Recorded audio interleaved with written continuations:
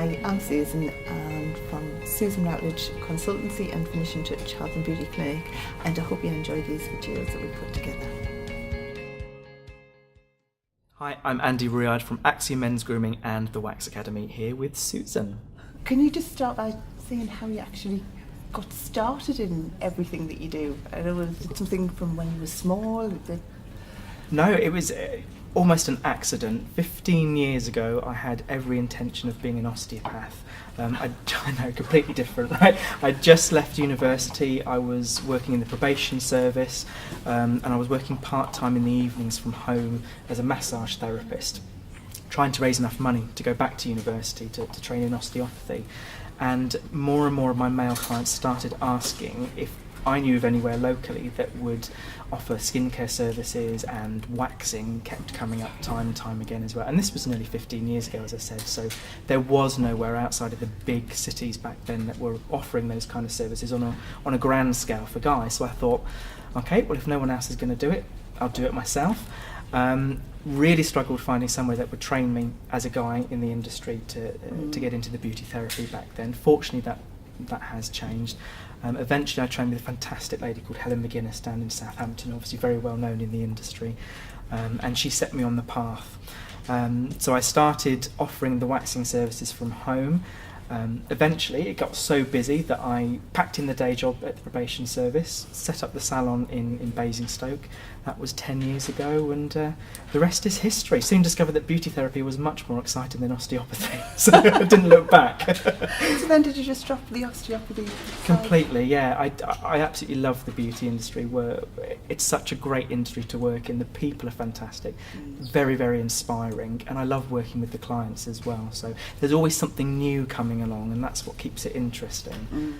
So obviously when you first opened the salon, realistically there wasn't training courses as such for men's waxing and grooming, and so did you then train your own team and sort of and how did you develop it yourself? Well, it was just me to start with. There was no training in men's waxing as such when I started, and certainly no training in the men's intimate waxing, so it was a case of me and some willing clients kind of going, does that hurt? What about that? You know, if I pull here?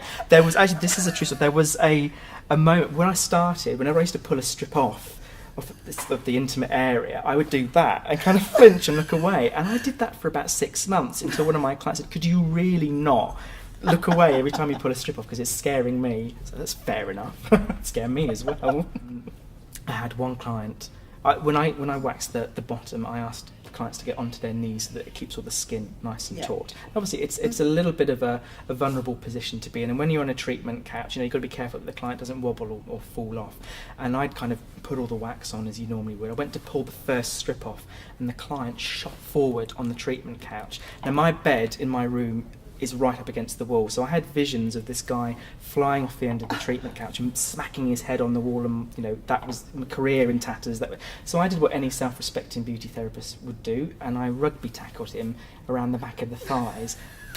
My cheek and his cheek kind of got stuck, shall we say, and there was a moment it just went deadly quiet, and unfortunately he started laughing, but yeah, that was nearly the end of Andy Ruard as we know it, let's put it that way.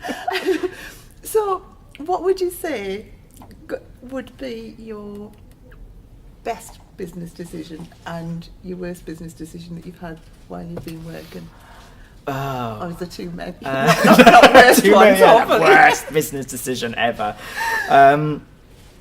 Looking back, I wish I'd had a business plan rather than just kind of going, I want to do waxing. Yeah. It was, you know, if I'd have thought more about it, you can obviously take the opportunities as they come, but try and have a little bit of a plan about how you want to go about it. Jill Morris taught me that. I mean, she's fantastic. Yeah. She really, really helped me to start focusing on, okay, so you want to do this, but how are you going to get there? And that's the important bit, the steps in between. So I wish I had a business plan or some idea of what and how I was going to do things. Best decision, this is going to sound strange, but I think probably the best decision was a couple of years ago deciding that I wasn't going to work every evening and every weekend. I was going to start having a cut-off point and spending more time with my friends and my family. So And easy. it's so easy, especially when you're working for yourself, because you love what you do and you need to work hard. You have to work hard, but I don't know who told me this, but years ago somebody said to me, never get so busy making a living that you forget to make a life. And I didn't really understand it at the time, but looking back now, I think, yeah, that is really important to have that balance between the two. So who has been your main inspiration then? Oh gosh, there are a lot of people in the industry that I really admire. I think probably the biggest influence for me is a lady called Laurie Nestori. She's an American waxer. She introduced waxing education to the masses out in America, and she was a bit of a maverick, and I really liked that style of education, that style of working with clients as well. So it wasn't just to put one strip on, take it off. She really broke the rules and said to people, no, make it easy for you. If it's easy for you, it's easy for your clients, and that really appealed to me. And so I was very lucky to meet her and work with her. She's a great inspiration. Samuel Sweet, I think, is a great inspiration as a guy in the industry as well. And obviously he set up what was Nail Geek and then went on to become Salon Geek, the web forum. So he's a great inspiration as well. Too many to mention, I think, but those are the main ones. So did you know quite early on that you wanted to have a salon, or was it just demand that took you down that path? Solely demand. I was quite happy working from my bedroom at home, telling my housemate to be quiet whenever I had a client come round. It was only because I got so busy and my male clients started to overtake, in terms of numbers, my female clients. And it got to the point where I just couldn't do the two jobs. I couldn't do the probation work during the day and then the massage and the skincare in the evenings and at weekends. So I looked for premises, found a really great barber shop in the town centre and opened up the treatment rooms downstairs there. I probably lost half of my client base when I went from home based to being salon based, because the guys that were coming to see me, they liked that discretion that a home based salon or a mobile salon offers. But obviously more than made up for that over time with the salon clients. But that's why I always say to people, there's a client out there for everyone, regardless of whether you're home-based, salon-based, spa, gym, mobile. The clients will find you, providing you market yourself properly. And obviously you started and then became really good at it. Then in some ways you're now like known as the expert in it. At what point did you then decide, I just want to do this really, really well and start moving into other things as well? Well, it's a strange thing because my dad always used to say to me, if you're going to do something, do it well, otherwise there's no point doing it. So that's always been my driving force. That I like to be really, really, I mean, everybody does, doesn't everybody like to be really, really good at something?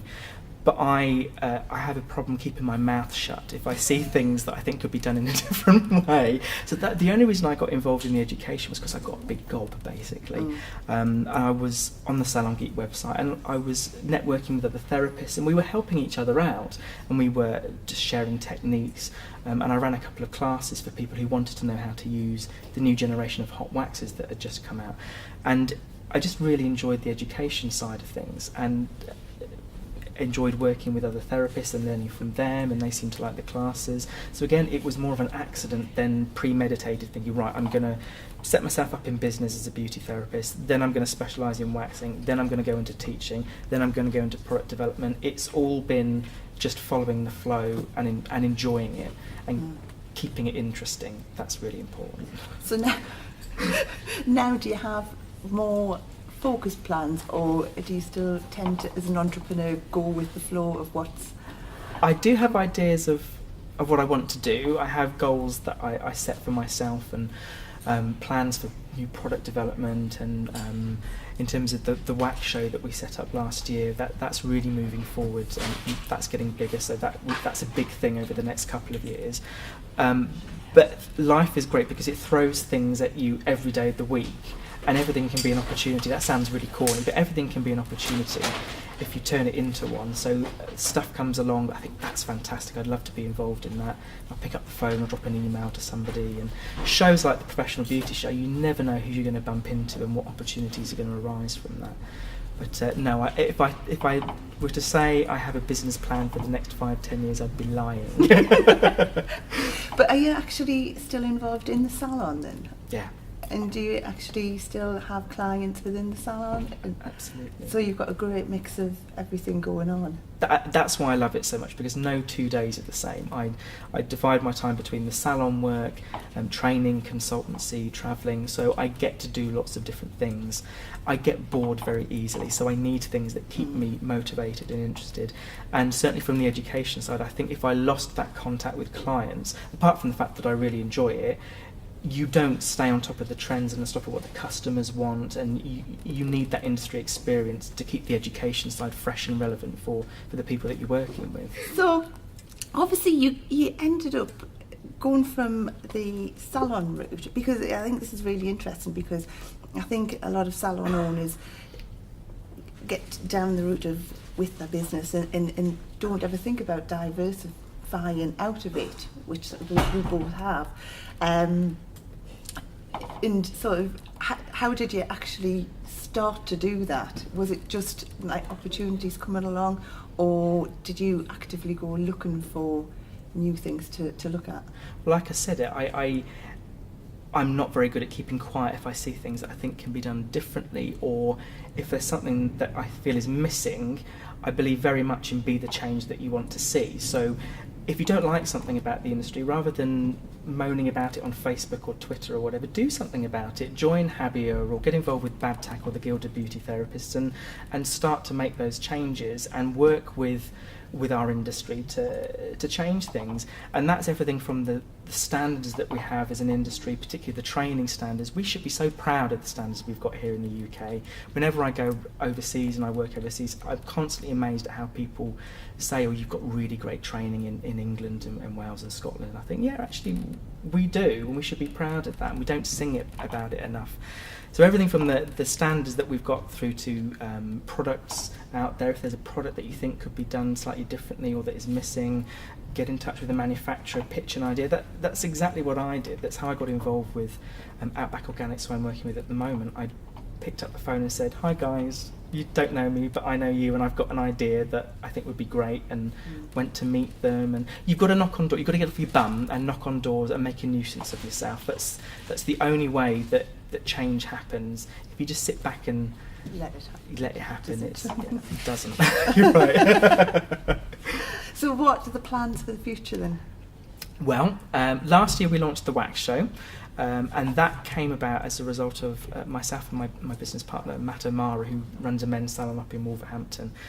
We were looking at the industry, and we were looking at things like the event that obviously Sweet Squared put on for nail techs, and we were looking at professional beauty, and we're thinking, wouldn't this be great if there was something just for waxing? Because waxing has changed so quickly over the last few years. It's always been a bread and butter service, but it's gone from being just another treatment to being something that people really specialise in and people are really excited about. New ingredients, new techniques all the time. So we wanted an event that was just about the hair removal side of things, the waxing side of things, where you could sit, have a coffee and a croissant and talk about the latest vajazzle techniques without getting strange looks. So we started ringing around people and saying, do you want to be involved? Do you want to speak? Would you be interested in exhibiting? We had the first event last year. It went well, and we're going to put on a new one this year, in November this year. It's growing already, so we're going to involve electrolysis and laser hair removal, sugaring, wet shaves. So that's the big thing for this year. So something solely dedicated to hair removal. Because I think that's another thing. I don't think people realise you can just make a business out of a niche within a business, or sort of in an industry. Yeah. And I think that's where our industry is so great. I mean, you've made a whole career out of one just niche area. Yeah, and I think that's the way the industry is going. There is obviously still room, there will always be room for salons that offer everything to their clients, and clients do want to go somewhere where they can get all the services. But what we're seeing is more and more businesses and more business owners setting up in that niche market and specialising in just one or two areas that they can really excel at. I'd use waxing as an example. Look at London and all of the big cities, you've got waxing only salons now that do nothing else, and it's great, and people can really focus in on that one area and be fantastic at it. Andy, that's been absolutely fantastic. Thank you for asking me. Yeah. So I'm sure so many people are going to be inspired by what you've said. Good, thank you. Thank you so much. Thank you.